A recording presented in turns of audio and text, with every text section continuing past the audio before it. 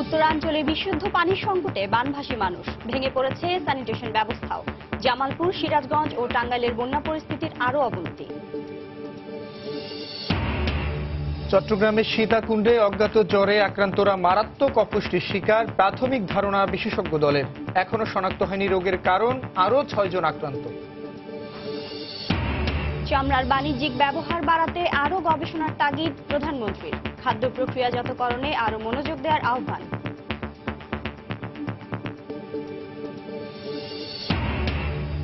দেশে চাল আমদানি অব্যাহত থাকবে, আগস্টের মধ্যেই এসে পৌঁছাবে 4.5 লাখ মেট্রিক টন। আসবে ভারত থেকেও ব্রিফিংয়ে খাদ্যমন্ত্রী। এবং অভ্যন্তরীণ কোন্দলের জেরে আবারও সিলেট এমসি কলেজের ছাত্রাবাসে ছাত্রলীগের ভাঙচুরের অভিযোগ। ছাত্রাবাস বন্ধ ঘোষণা, বিপাকে শিক্ষার্থীরা।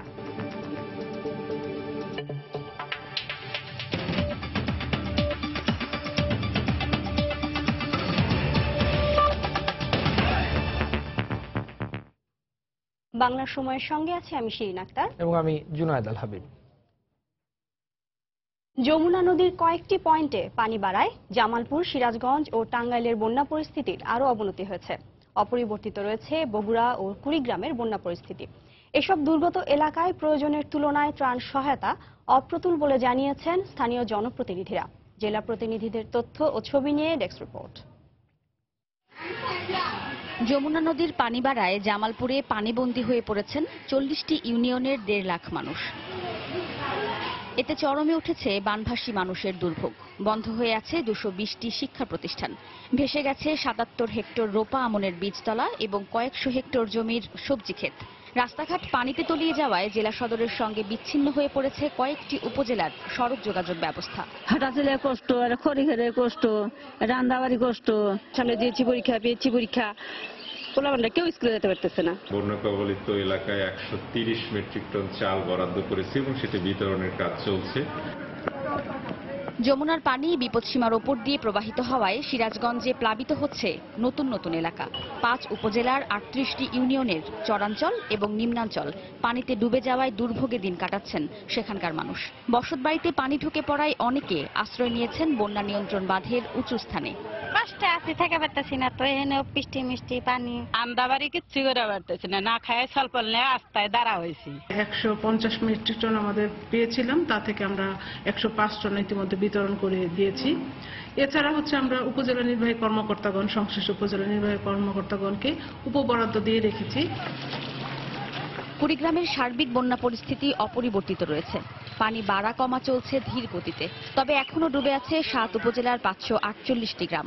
বানভাসী মানুষের জন্য বরাদ্দ করা ত্রাণ সহায়তা প্রয়োজনের তুলনায় অপ্রতুল বলে জানিয়েছেন স্থানীয় জনপ্রতিনিধিরা। 10 কেজি গড়ি 800 লোককে আমি দিলাম, বাহি এই গরিব দুস্থ মানুষগুলো আমাকে আজকে বিভৎসভাবে চাপ দিচ্ছে। কুড়িগ্রামে বন্যা দুর্গত 2.25 লাখ মানুষের জন্য এ পর্যন্ত 300 মেট্রিক টন চাল, 8.25 লাখ টাকা নগদ এবং 2000 প্যাকেট শুকনো খাবার সরবরাহ করা হয়েছে। ওয়াহিদা স্বপ্না, সময় সংবাদ। এদিকে টিউবওয়েল ডুবে যাওয়ায় বিশুদ্ধ পানি পাচ্ছে না উত্তরাঞ্চলের বানভাসী মানুষ। বাধ্য হয়ে অনিরাপদ পানি পান করতে হচ্ছে তাদের। স্যানিটেশন ব্যবস্থাও ভেঙে পড়ায় সবচেয়ে বেশি বিপাকে পড়েছেন নারীরা। ওবায়দুল ইসলামের ছবি নিয়ে হেদায়েতুল ইসলাম বাবুর রিপোর্ট।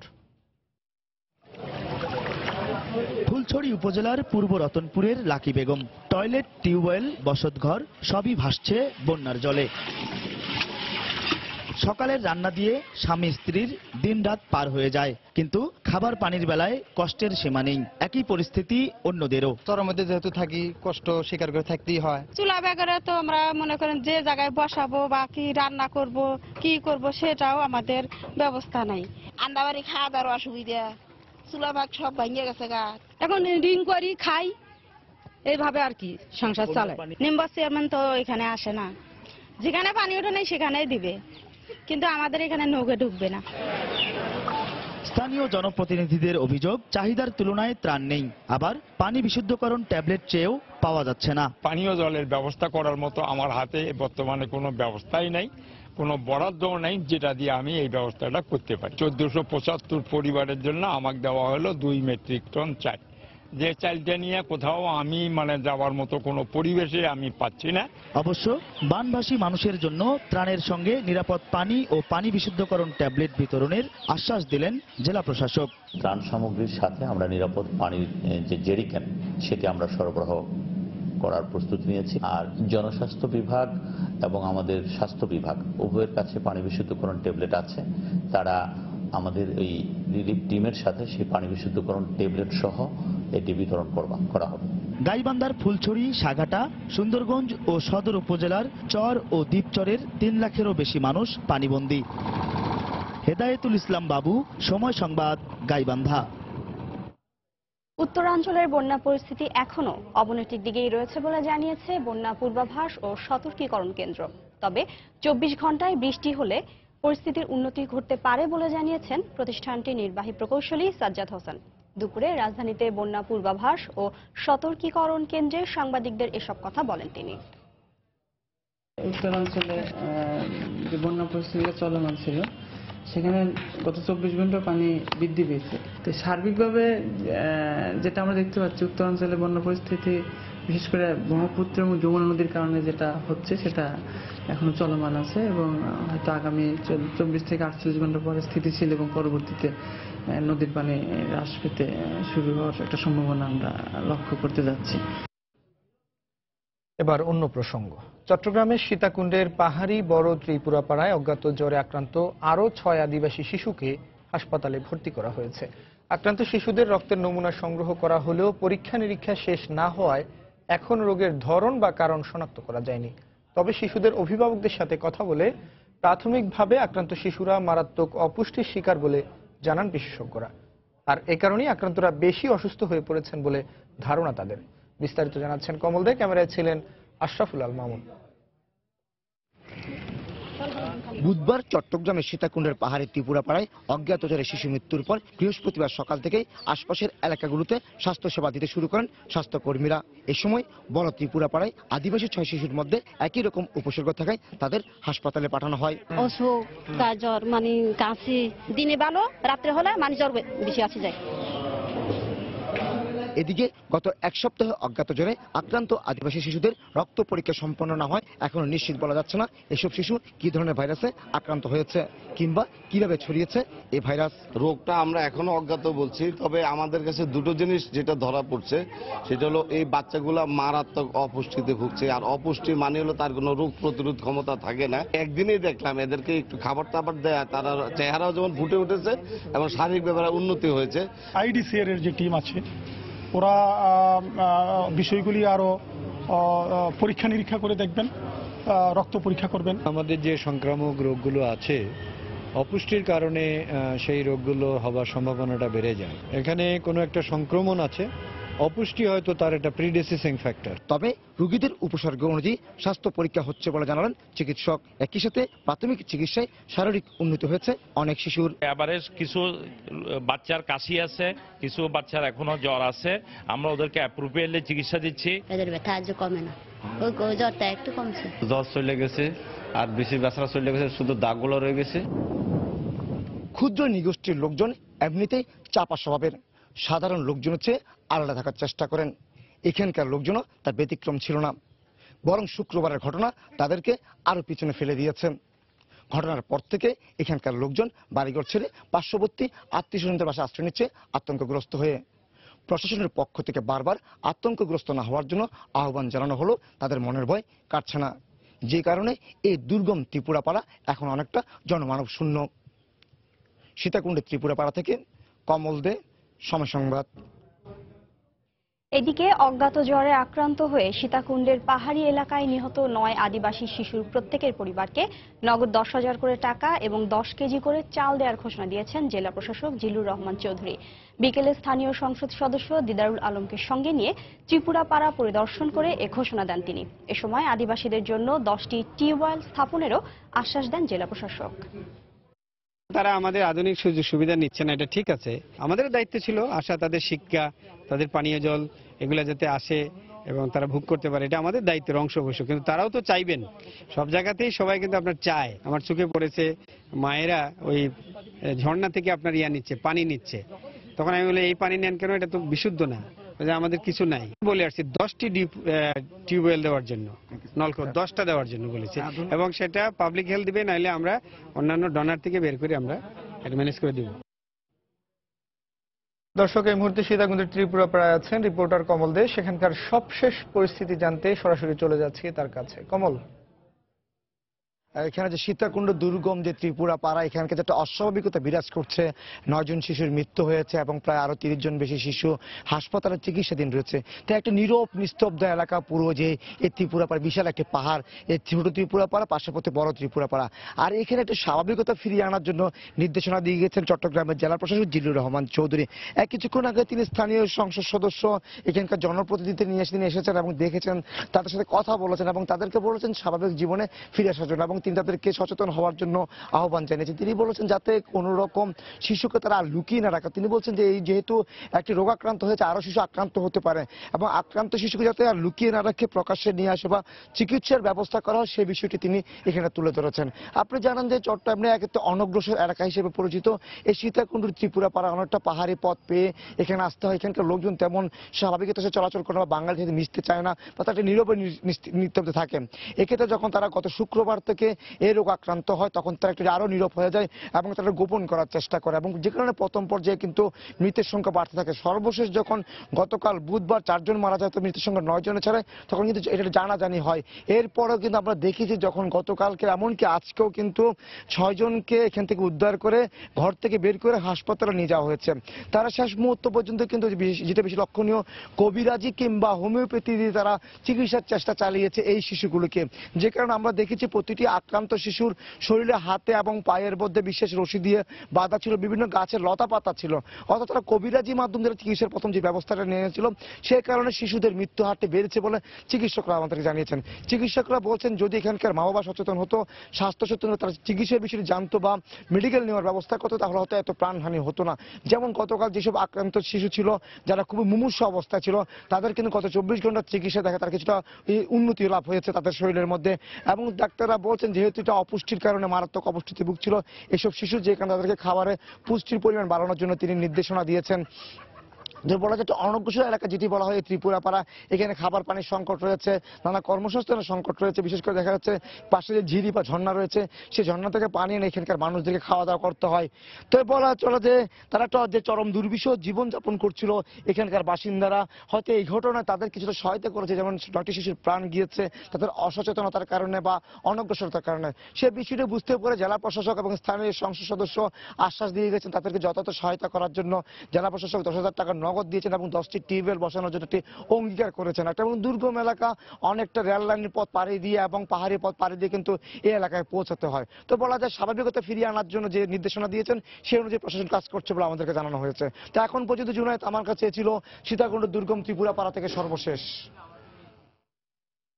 দর্শক, চট্টগ্রামের সীতাকুণ্ডের ত্রিপুরা পাড়ায় অজ্ঞাত রোগে আক্রান্ত হয়ে অনেকে মারা গেছে, অনেক শিশু আক্রান্ত অবস্থায় আছে অনেকে। সে খবর জানাচ্ছে, সরাসরি যোগ দিয়েছেন আমাদের সহকর্মী কমল দে।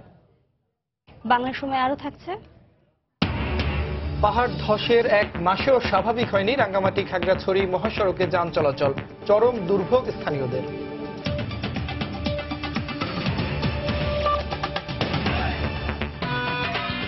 ভিগো কেবল কেসিং, ঘরকে একই সাথে দিন beautiful looks and total safety. চামড়া, পশম, পাট ও বস্ত্র সহ পশুজাত খাদ্য প্রক্রিয়াজাতকরণে দক্ষতা বাড়ানোর নির্দেশ দিয়েছেন প্রধানমন্ত্রী শেখ হাসিনা। একই সঙ্গে পশুপালন ও খাদ্য উৎপাদনে গবেষণা বাড়ানোরও নির্দেশ দেন তিনি। বলেন, চামড়ার বাণিজ্যিক ব্যবহার বাড়াতে হবে। সকালে প্রধানমন্ত্রীর কার্যালয়ে এক অনুষ্ঠানে প্রধানমন্ত্রী বক্তব্য রাখেন। এ সময় ভেড়ার পশম, পাট ও সুতার মিশ্রণে প্রস্তুত করা বস্ত্র সামগ্রী প্রধানমন্ত্রীকে হস্তান্তর করা হয়। প্রাণী সম্পদ গবেষণা ইনস্টিটিউটের তথ্য মতে দেশে এখন প্রায় 34 লাখ ভেড়া রয়েছে, যেগুলো থেকে বছরে প্রায় 3,500 মেট্রিক টন পশম সংগ্রহ সম্ভব। সম্প্রতি ভেড়ার পশমকে কাজে লাগিয়ে ও পাটের মিশ্রণে রকমারি পণ্য তৈরির প্রচেষ্টায় সফলতা পেয়েছে বাংলাদেশ প্রাণী সম্পদ গবেষণা ইনস্টিটিউট। বৃহস্পতিবার প্রধানমন্ত্রীর কার্যালয়ে ভেড়ার পশম থেকে প্রস্তুতকৃত চাদর, কম্বল, ফ্লোরম্যাট সহ নানা পণ্য প্রধানমন্ত্রীর কাছে প্রদর্শন করেন কর্মকর্তারা। এ সময় কর্মকর্তাদের উদ্দেশ্যে প্রধানমন্ত্রী বলেন, ভেড়া সহ গবাদি পশুর অর্থনৈতিক গুরুত্ব বিবেচনায় নিয়ে বস্তির বিস্তর পদক্ষেপ নিতে হবে। আমাদের নিজস্ব মার্কেট তো বাড়ছে, আমাদের দেশের মানুষের ক্রয় ক্ষমতা বাড়ছে, কাজে আমাদের নিজেদেরও তো। আর ভেড়াটা তো বেশ কষ্ট সহিষ্ণু একটা পশু, এটা অনেক কষ্ট সহ্য করতে পারে এবং নোনা পানিতেও এটা টিকে থাকে।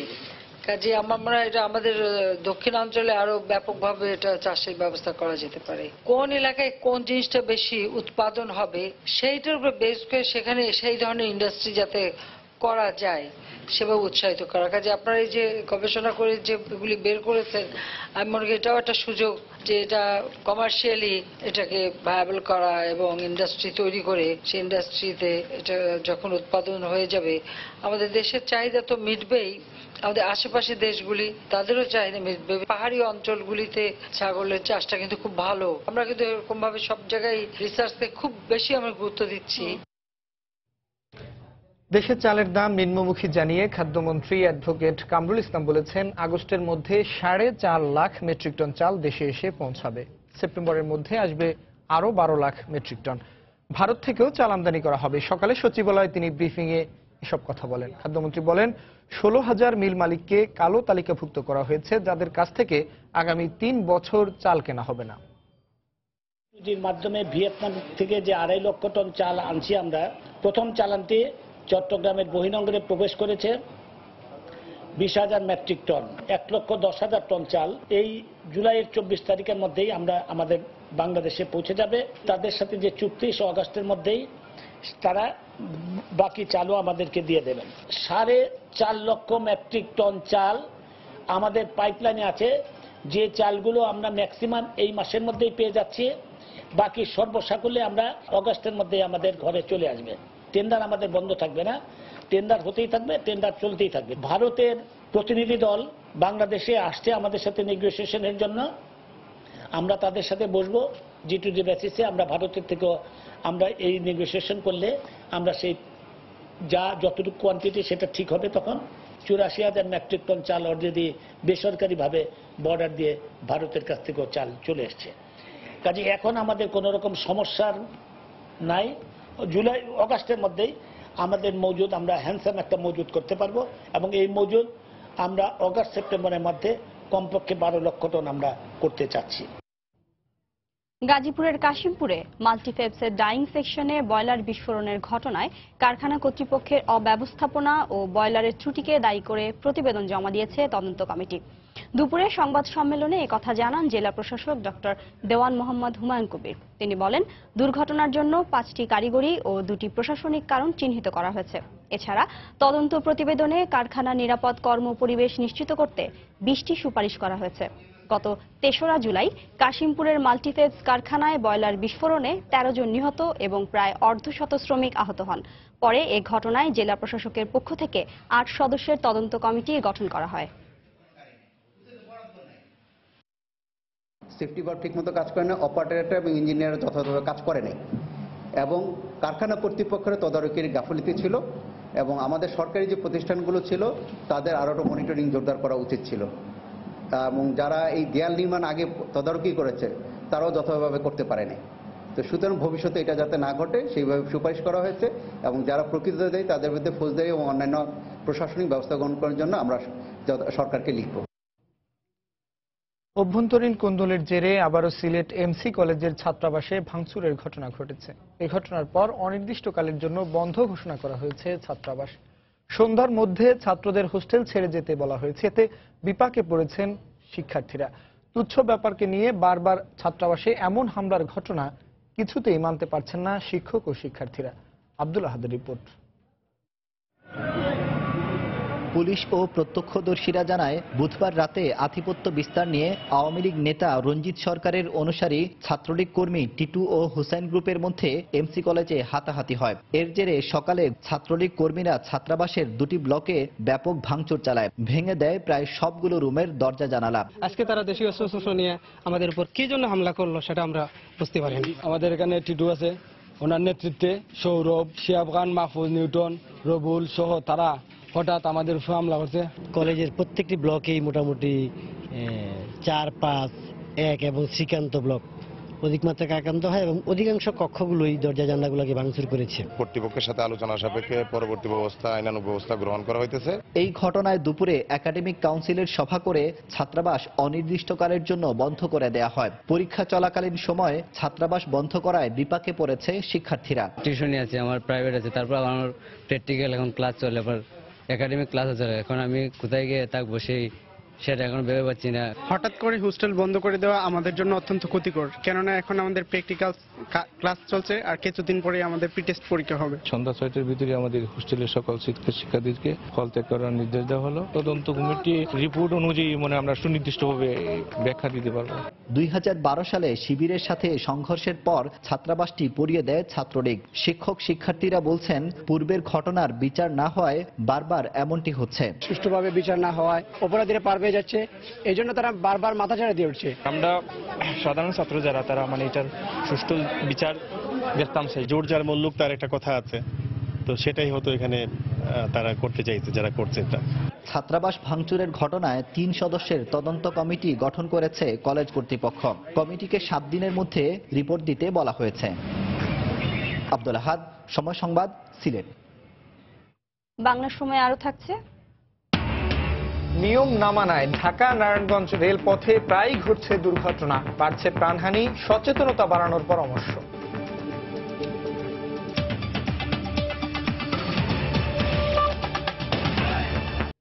আবারও বন্যা পরিস্থিতির খবর। সিলেট অঞ্চলের নদ নদীর পানি কমতে শুরু করায় সার্বিক বন্যা পরিস্থিতির উন্নতি হচ্ছে। ঘরে ফিরতে শুরু করেছেন আশ্রয় কেন্দ্রে থাকা বানভাসী মানুষ। এদিকে দুর্গত এলাকায় বিভিন্ন রোগের প্রাদুর্ভাব দেখা দিয়েছে। এমন পরিস্থিতিতে জেলা প্রশাসক ও সিভিল সার্জন জানালেন নানা পদক্ষেপের কথা। দিগেন সিংহের ক্যামেরায় বিস্তারিত জানাচ্ছেন ইকরামুল কবির। প্রায় 2 সপ্তাহ পর সিলেটের বন্যা পরিস্থিতি উন্নতি হওয়ায় বানভাসী মানুষেরা আশ্রয় কেন্দ্র থেকে বাড়ি ফিরতে শুরু করেছেন। সিলেটের 11টি আশ্রয় কেন্দ্রের মধ্যে একটি বন্ধ করা হয়েছে।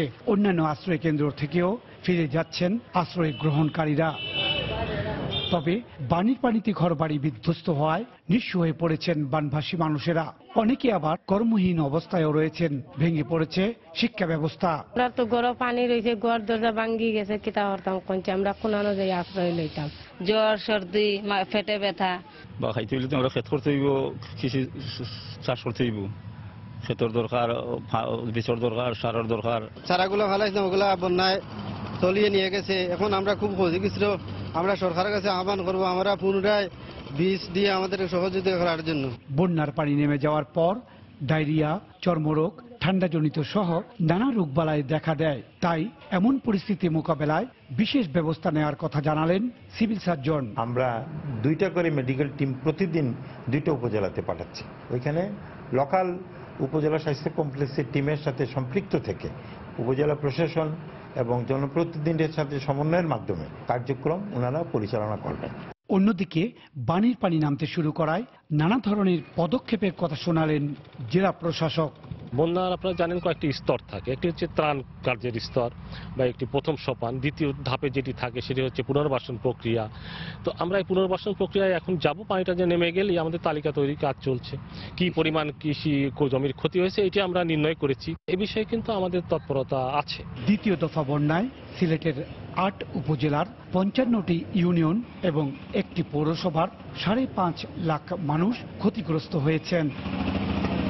ইকরামুল কবির, সময় সংবাদ, সিলেট। এই মুহূর্তে সদর উপজেলায় আছেন রিপোর্টার আব্দুল আহাদ। বন্যা পরিস্থিতির খবর জানতে সরাসরি যাচ্ছি তার কাছে। আহাদ। হ্যাঁ শিরিন, সিলেটের বন্যা পরিস্থিতি নিয়ে আমাদের কাছে কোনো সুখবর নেই। কারণ হলো গত কয়েকদিনে আমরা প্রতিবেদনটিতে আপনি যেমনটি শুনলেন এবং আমরা বলেছিলাম যে পানি নেমেছিল সিলেটের নদ নদী থেকে, কিন্তু আজকে আবার হঠাৎ করে সিলেটের নদীগুলোতে পানি বাড়তে শুরু করেছে। আমাকে সিলেট পানি উন্নয়ন বোর্ডের পক্ষ থেকে এমনটি জানানো হয়েছে। যদিও আপনারা দেখতে পাচ্ছেন যে সিলেটের আকাশে প্রচন্ড রোদ এবং আজকে সিলেটে কোথাও কোনো বৃষ্টি হয়নি, যদিও গতকাল রাতে সিলেটে বৃষ্টি হয়েছিল। কিন্তু পানি উন্নয়ন উন্নয়ন বোর্ডের পক্ষ থেকে জানানো হয়েছে যে কানাইঘাটের সুরমা নদীতে সেখানে বিপদসীমার 37 সেন্টিমিটার উপর দিয়ে পানি প্রবাহিত হচ্ছে, যেটি গতকাল ছিল 34 সেন্টিমিটার।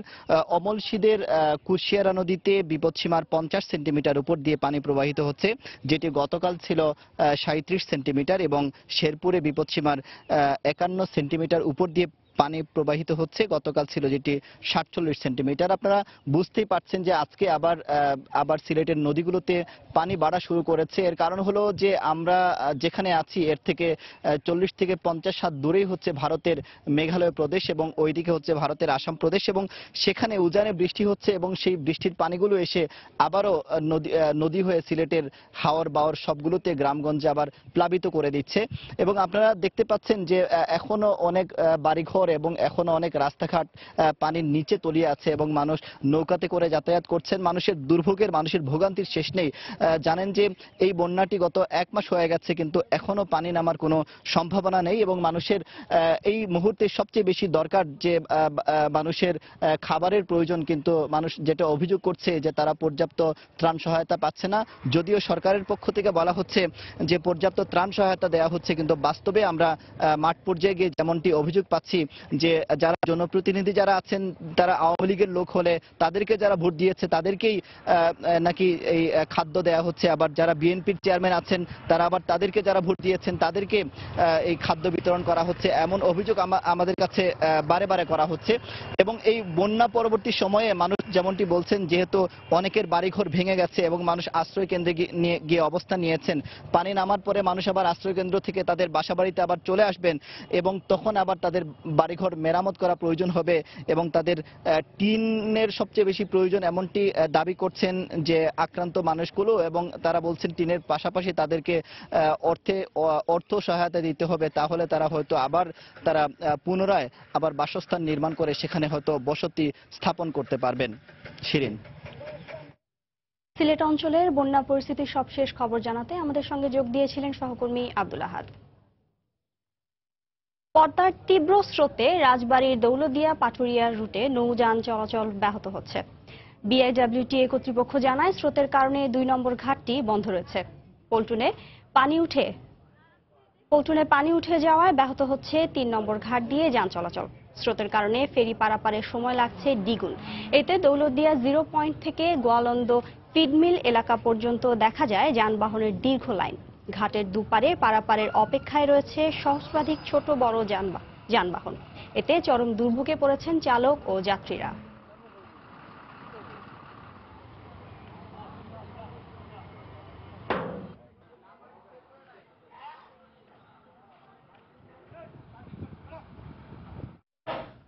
ভয়াবহ পাহাড় ধসের পর গত 1 মাসেও স্বাভাবিক হয়নি রাঙ্গামাটি খাগড়াছড়ি মহাসড়কের যান চলাচল।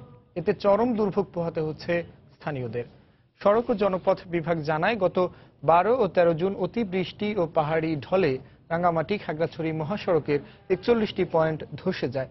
এর মধ্যে 2টি পয়েন্টে বড় ধরনের ধস হওয়ায় সড়কটিতে যান চলাচল সম্পূর্ণ বন্ধ হয়ে যায়। পরে সড়কটি মেরামত ও সংস্কার করে আংশিকভাবে হালকা যান চলাচল শুরু হয়। তবে এখনো এ রুটে ভারী যান চলাচল শুরু না হওয়ায় বিপাকে পড়েছেন এলাকাবাসী ও ব্যবসায়ীরা। শিগগিরই সড়কটির মেরামত কাজ শেষ হবে বলে জানিয়েছেন জেলা প্রশাসক। এগুলো আস্তে ধীরে করতেছে, তো তারপর যদি সৎপথ করতে যে সাধারণ লোকজন অনেকেই অসহায় অবস্থায় আছে, এখন মাল মাত্রা বিক্রি হচ্ছে না। এটা সংস্কার করা দরকার, তাড়াতাড়ি সংস্কার করলে মানে খুব সুবিধা হয়। ভীষণ কষ্ট হয়েছে, বাজারঘাট নাই, এখন বন্ধ, যানবাহন বন্ধ, সেই জন্য খুব কষ্ট হয়েছে। আবার রাস্তার যে অবস্থা হয়ে গেছে, মানুষের এত দুর্ভোগ, খুব অস্বস্তিকর লাগে। আর বন্যা দীর্ঘদিন থাকলে বা যেভাবে হয়, এটা মানে এটা অকল্পনীয় বিষয়। এটা মানে কাজ চলছে, আমি যেটুকু জানি যে একই সময় হয়তো 2টা রাস্তায় অপারেট করা যাবে। যশোরের কেশবপুরে সরকারি প্রাথমিক বিদ্যালয়ের 16 ছাত্রীকে যৌন হয়রানির অভিযোগে এক শিক্ষককে সাময়িক বরখাস্ত করা হয়েছে। প্রধান শিক্ষক জানান, পরীক্ষায় নম্বর বাড়িয়ে দেওয়ার কথা বলে উপজেলার নতুন মূলগ্রাম সরকারি প্রাথমিক বিদ্যালয়ের 4র্থ ও 5ম শ্রেণীর 16 ছাত্রীকে যৌন হয়রানির অভিযোগ ওঠে সহকারী শিক্ষকের বিরুদ্ধে। গতকাল বিষয়টি স্কুলের ম্যানেজিং কমিটি ও উপজেলা প্রাথমিক শিক্ষা অফিসকে জানানো হয়। পরে অভিযুক্ত শিক্ষককে সাময়িক বরখাস্ত করেন জেলা শিক্ষা কর্মকর্তা। একই সাথে ঘটনা তদন্তে কমিটি গঠন করা হয়েছে।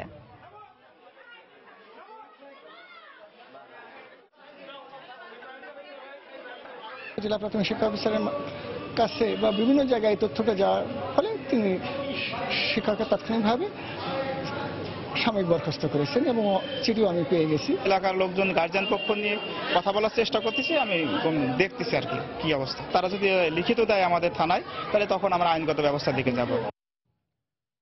নারায়ণগঞ্জের শিক্ষক শ্যামল কান্তি ভক্তের বিরুদ্ধে ঘুষ গ্রহণের মামলা ম্যাজিস্ট্রেট আদালত থেকে বিচারিক আদালতে পাঠানো হয়েছে। দুপুরে বিচারিক আফতাব উদ্দিন এ আদেশ দেন। বিচারিক আদালতে শিক্ষক শ্যামল কান্তি সুবিচার পাবেন বলে মনে করেন তার আইনজীবী।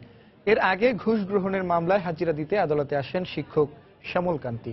হাজী পিয়ার সাত্তার আব্দুল লতিফ উচ্চ বিদ্যালয়ের প্রধান শিক্ষক শ্যামল কান্তির বিরুদ্ধে ঘুষ নেয়ার অভিযোগে মামলা করেন একই বিদ্যালয়ের শিক্ষিকা মোর্শেদ বেগম। এই মামলায় আদালতে হাজিরা দেন তিনি।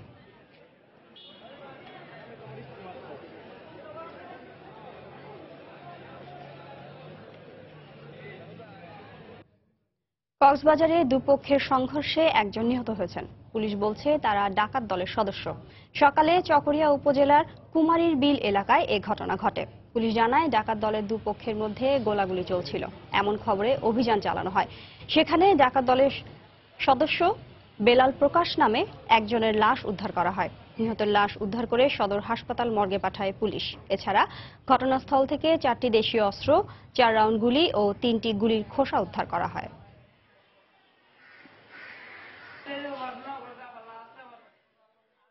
ওনার নামে 16টি মামলা আছে, তার মধ্যে অস্ত্র এবং ডাকাতি বন মামলাও রয়েছে।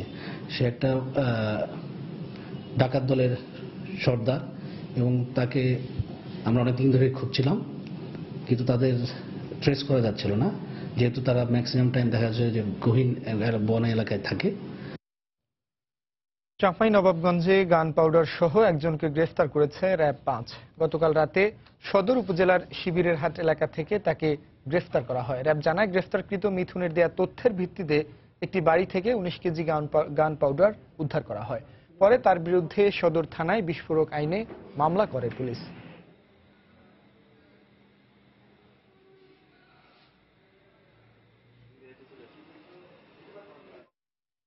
মৃত্যু ফাঁদে পরিণত হয়েছে ঢাকা নারায়ণগঞ্জের রেলপথ। আইন ভঙ্গ করে ও জীবনের ঝুঁকি নিয়ে রেলের ইঞ্জিনের সামনে এবং বগির ছাদে প্রতিদিন হাজার হাজার যাত্রী চলাচল করলেও তা বন্ধ করা যাচ্ছে না। এতে প্রায় দুর্ঘটনার শিকার হয়ে প্রাণহানি ঘটছে। এ অবস্থায় সচেতনতা বাড়ানোর পরামর্শ রেলওয়ে কর্তৃপক্ষের। নারায়ণগঞ্জ প্রতিনিধি শওকত আলী সৈকতের তথ্য ও আব্দুল্লাহ আল মামুনের তোলা ছবি নিয়ে প্রতিবেদন। রাজধানীর কমলাপুর থেকে নারায়ণগঞ্জ পর্যন্ত 22 কিলোমিটারের রেলপথে স্টেশন রয়েছে 6টি। সকাল 5:30 থেকে রাত 11:15 পর্যন্ত সরকারি ও বেসরকারি 3টি ট্রেন 32 বার যাতায়াত করে। প্রতিদিন আনুমানিক 30,000 যাত্রী ট্রেনের ভেতরে, ইঞ্জিনে ও বগির উপরে বসে যাতায়াত করে থাকেন। প্রতি ঘন্টায় ট্রেন থাকা সত্ত্বেও স্বল্প সময়ে যাতায়াতের সুবাদে যাত্রী সংখ্যা বেশি হওয়ায় চাহিদা পূরণ হচ্ছে না। টিকিট কেটেও যাত্রীরা বসার সিট পাচ্ছেন না। দুর্ভোগ কমাতে ও দুর্ঘটনা রোধে ট্রেনের বগি বাড়ানোর দাবি জানিয়েছেন যাত্রীরা। আমাদের ট্রেনের বগি বাড়ানো উচিত, যেন যাত্রীরা কষ্ট না করে। আমরা চাই যে মহিলা কম্পার্টমেন্ট আরো 2-3টা হোক, তাহলে আমাদের সুবিধা হয়। জীবনের ঝুঁকি নিয়ে ট্রেনের ইঞ্জিন ও বগির উপরে বসে চলাচল করছে আরো শত শত মানুষ। এতে প্রায় দুর্ঘটনায় প্রাণহানি ঘটছে। ট্রেনের টিকিট কিনেও ছাদের মধ্যে জায়গা পাই না, এইভাবে ঝুলন্ত ভাবে যাইতে হইতেছে। ট্রেন নাই দেখে তো ঝুঁকি নিয়ে যাইতেছি। ঢাকা যাওয়ানোর নারায়ণগঞ্জ থেকে এই যে এই রোডের মধ্যে একটা বাচ্চা পড়ে গেল। মাস তিনেক আগে ওইদিকে কোনায় লাইগা একজন লোক মারা গেছে, 2 টুকরা হয়ে গেছে। সমস্যার স্বীকার করে যাত্রীদের সচেতন হবার পাশাপাশি বগি ও লোকবল বাড়ানোর প্রয়োজনীয়তার কথা জানালেন সিনিয়র স্টেশন মাস্টার। মানুষের যদি সচেতনতা না আসে তাহলে এটা কোনোভাবেই রোধ করা সম্ভব না। যাত্রীরা অনেক সময় অভিযোগ করে যে তাদের বগির দরকার। এই ব্যাপারে আমি রেলওয়ে ঊর্ধ্বতন কর্মকর্তাকে জানানো হয়েছে। তাদেরকে নিয়ন্ত্রণ করতে হলে আপনার এখানে রেলওয়ের কর্মকর্তা কর্মচারী এখানে বাড়াইতে হবে, আমাদের পুলিশের লোকজন দেওয়া আছে। এই ক্ষেত্রে আরো যদি লোকবল পাওয়া যায় তাহলে এই কার্যক্রমটা আরো জোরালো করলে আশা করি অনেকটাই আমরা লাঘব হব। ঢাকা নারায়ণগঞ্জ রেলপথে গত 1 বছরে দুর্ঘটনায় প্রাণ হারায় 36 জন। সময় সংবাদ, নারায়ণগঞ্জ।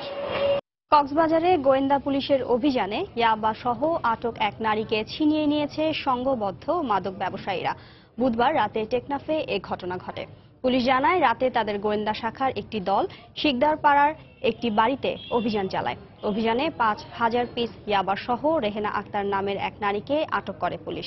এ সময় মাদক ব্যবসায়ী সিন্ডিকেটের সদস্যরা পুলিশের ওপর হামলা চালিয়ে রেহেনাকে ছিনিয়ে নেয়। এদিকে ছিনিয়ে নেওয়া নারী সহ হামলাকারীদের আটক করতে অভিযান চলছে বলে জানিয়েছে পুলিশ।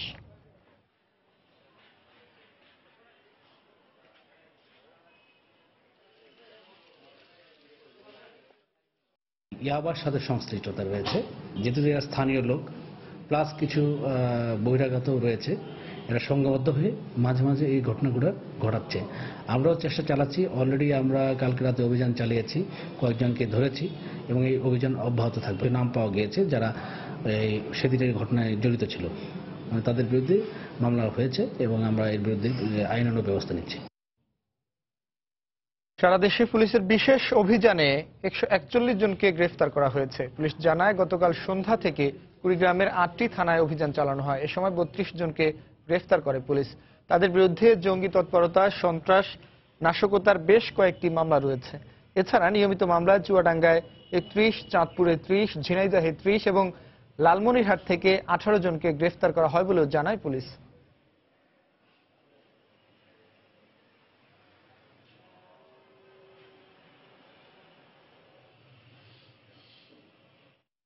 ঠাকুরগাঁওয়ে স্বেচ্ছাসেবক লীগ নেতা আব্দুল মান্নানকে হত্যার প্রতিবাদে বিক্ষোভ করেছেন দলের নেতাকর্মীরা। দুপুরে জেলা আওয়ামী লীগ কার্যালয়ের সামনে থেকে একটি বিক্ষোভ মিছিল বের করা হয়। মিছিল শেষে আওয়ামী লীগ কার্যালয়ের সামনে এক প্রতিবাদ সভার আয়োজন করেন তারা। এ সময় বক্তারা হত্যাকারীদের অবিলম্বে গ্রেফতার করে আইনের আওতায় আনার দাবি জানান। পাশাপাশি দাবি আদায় না হলে আরও কঠোর আন্দোলনের হুঁশিয়ারি দেন তারা। গত মঙ্গলবার রাতে তুচ্ছ ঘটনার জেরে সদর উপজেলার স্বেচ্ছাসেবক লীগের অর্থ সম্পাদক আব্দুল মান্নানকে কুপিয়ে হত্যা করে প্রতিপক্ষের লোকজন।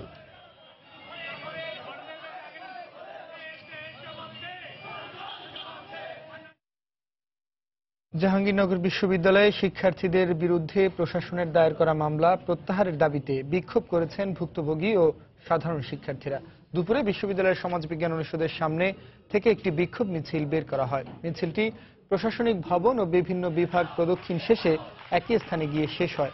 এ সময় বক্তারা দ্রুত মামলা প্রত্যাহারের দাবি জানান। গত 26 এপ্রিল সড়ক দুর্ঘটনায় নিহত হন বিশ্ববিদ্যালয়ের 2 শিক্ষার্থী। এ ঘটনার পর 9 দফা দাবিতে সড়ক অবরোধ করেন সাধারণ শিক্ষার্থীরা। পরে পুলিশ তাদের উপর লাঠি চার্জ করে ও টিয়ারশেল নিক্ষেপ করে। এরপর বিক্ষুব্ধ শিক্ষার্থীরা উপাচার্যের বাসভবন ঘেরাও করে ভাঙচুর চালায়। পরে তাদের বিরুদ্ধে মামলা করে প্রশাসন।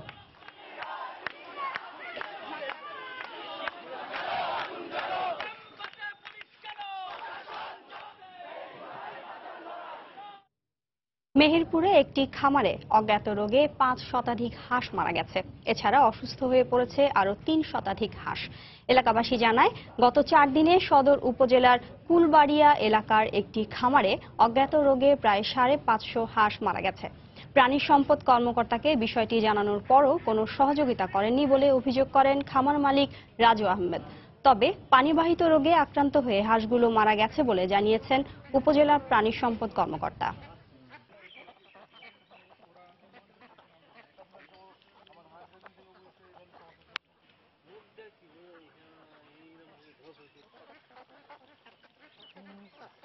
পশু হসপিটাল থেকে আমি বারবার তাদের কাছে গিয়েছি, যোগাযোগ করেছি।